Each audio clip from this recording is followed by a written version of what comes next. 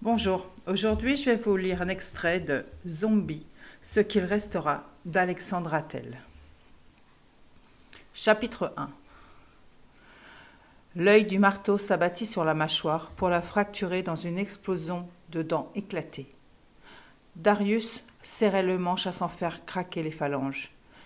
Il brandit l'arme dégoulinante au-dessus de sa tête dans un moment suspendu, teinté d'hésitation. Son bras redescendit dans un élan féroce et le nez de Charlie s'enfonça dans sa cavité. Les yeux avaient perdu leur alignement et conféraient à la victime un aspect insolite, tableau surréaliste qui cherchait à tout prix à défier les règles communes de la proportion et de la symétrie. Au coup suivant, l'œil gauche creva dans un plop répugnant et le droit jaillit de son orbite pour heurter les lèvres de Darius avant d'échouer sur le béton froid. Solitaire, il observait le bourreau, dont le visage ressemblait à présent à celui d'un guerrier viking rescapé d'une épique bataille. Le marteau tomba à nouveau pour ravager le front qui s'affaissa, tel une coquille d'œuf. Des morceaux de cervelle englués, de caillots noirâtres, giclaient de chaque orifice, comme si cette matière grise s'était soudainement trouvée douée d'une conscience propre et cherchait à échapper au supplice. La singularité de Charlie s'envolait. « Nous ne sommes rien », songea Darius. Malgré cette divagation, il consacrait une énergie de plus en plus cruelle à la tâche, tant et si bien que par-delà les fluides, le métal finit par heurter la rigidité du sol et imprimer ses vibrations dans tout son être. Il s'arrêta pour reprendre sa respiration et balaya en arrière les mèches de cheveux trempés qui lui barraient le front. Quand il releva la tête, il constata que les spectateurs s'étaient invités. Son contremaître et 5 de ses collègues l'observaient, plus médusés qu'un groupe de gamins devant l'atterrissage d'une soucoupe volante au drive du fast-food du coin. « Jésus, Marie-Joseph, mais qu'est-ce que tu viens de faire ?» Les hommes casqués lui adressaient grimaces de dégoût et regards torves. Contrairement à Darius, Charlie jouissait d'une cote de popularité sans limite au sein de l'équipe et de la communauté au sens le plus large du terme. L'archétype du citoyen modèle, toujours partant pour faire la fête, et en quête perpétuelle du bon mot, prompt à faire sourire l'assemblée. Et plutôt beau garçon par-dessus le marché. De sa gueule d'ange, il ne subsistait qu'une marmelade d'esquilles d'os et de chair martyrisée, surplombant un corps aussi charpenté qu'inanimé. Un portrait qui contrastait avec celui de Darius. Toujours en vie, lui. Un réfugié aux yeux des natifs qui représentait pas loin de 95% de la population. Ouvrier sérieux et discret, il préférait l'ombre à la lumière, ce qui ne jouait guère en sa faveur.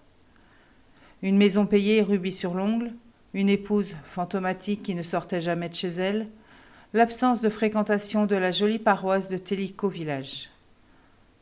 Du sang sur les mains en ce jeudi 11 juin, si l'on acceptait son assiduité au travail et le cœur qu'il mettait à l'ouvrage, tous les éléments concordaient pour un catalogage en bonne et due forme.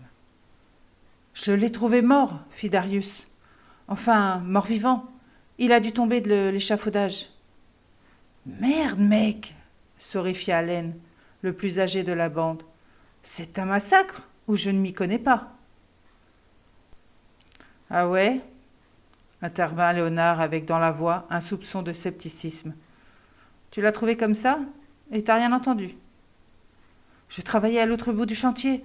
J'ai décidé de prendre une pause et c'est là qu'il m'est tombé dessus. »« Il serait monté sans casque ?» rajouta John, le contremaître, à la liste des faits étranges.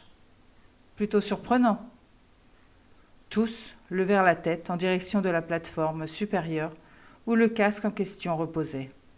« Il l'a perdu. Qu'est-ce que j'en sais ? Je ne prends pas la responsabilité des gars qui ne respectent pas les consignes de sécurité dès que tu tournes le dos. » « Attendez. Vous ne seriez pas en train de... » « Mais si, vous êtes en train de me monter un procès. Je ne rêve pas. Qu'on mette bien les choses au clair. Il allait me bouffer et je n'ai fait que me défendre. Ça aurait pu être toi, John, ou toi, Clay. Je suis désolée pour Charlie, sincèrement désolée même. Mais n'allez pas me faire chier avec vos conneries, d'accord ? Le regard de l'équipe de chantier dériva jusqu'au marteau, qui dégouttait encore de sang. Une touffe de cheveux avait eu domicile sur la partie contondante de l'outil. Darius s'avança vers ses collègues en haussant les épaules. Alors John sortit le revolver qu'il gardait à la ceinture et le braqua sur son employé. Tôt ou tard, ça devait finir par arriver, lâcha Clay à l'attention de ses camarades qui approuvèrent la remarque. Quoi ? Qu'est-ce qui devait arriver ? Tu sais parfaitement de quoi je parle. Maintenant, vous fermez vos gueules, ordonna leur superviseur. Allen, appelle les flics. Ah si, vous allez me faire chier. Allez-y, appelez les flics, qu'on passe à autre chose. J'ai dit, tu fermes ta gueule. Balance ton marteau sur le côté et pose ton cul par terre, si tu veux pas que je te colle une balle. La gâchette est sensible sur ce genre de pétoire. Et je t'avoue que les cadavres de mes gars, la tête en moins, ça a tendance à me rendre nerveux. Chapitre 2. Encadré par 2 policiers qui ne lâchaient pas un mot, Darius se tenait suspendu au combiné du téléphone situé à l'entrée du commissariat. Des citoyens ordinaires quittaient les lieux, d'autres s'y engouffrèrent. Une file s'allongeait derrière l'accueil où l'employé administratif de service paraissait insensible à toute forme de stress. Darius observait cet intarissable défilé rythmé par les voix qui montaient parfois d'un ton et la sonnerie incessante du standard qui clignotait plus qu'un sapin de Noël le soir du réveillon. À l'autre bout de la ligne, Lisa décrocha enfin. « Allô ? C'est moi. »« Ça va ? T'es où ? J'entends du monde derrière toi. » »« Dans un endroit un peu trop fréquenté. Je suis au commissariat. Rien de grave. »« Comment ça, rien de grave ? Qu'est-ce que tu fais là-bas ? » ?»« Un accident au boulot. Mais je vais bien, ne t'inquiète pas. On m'a demandé de venir pour répondre à quelques questions, et d'après ce que j'ai pu comprendre, ça risque de durer. Donc ne m'attends pas pour manger. »« Grave l'accident ? » Darius étudia le flic le plus proche avant de répondre. « Oui, plutôt. Il y a eu un mort. »« Et qui ? » ?»« Je ne vais pas pouvoir rester, ma puce. Je voulais juste que tu ne t'inquiètes pas. Je vais rentrer, mais pas tout de suite. Ok ? Je dois te laisser maintenant. On me fait signe de raccrocher. Et voilà, pour la suite, n'hésitez pas à vous procurer Zombie, ce qu'il restera, d'Alexandre Attel. J'espère que cet extrait vous a plu. Je vous dis à très bientôt. Au revoir.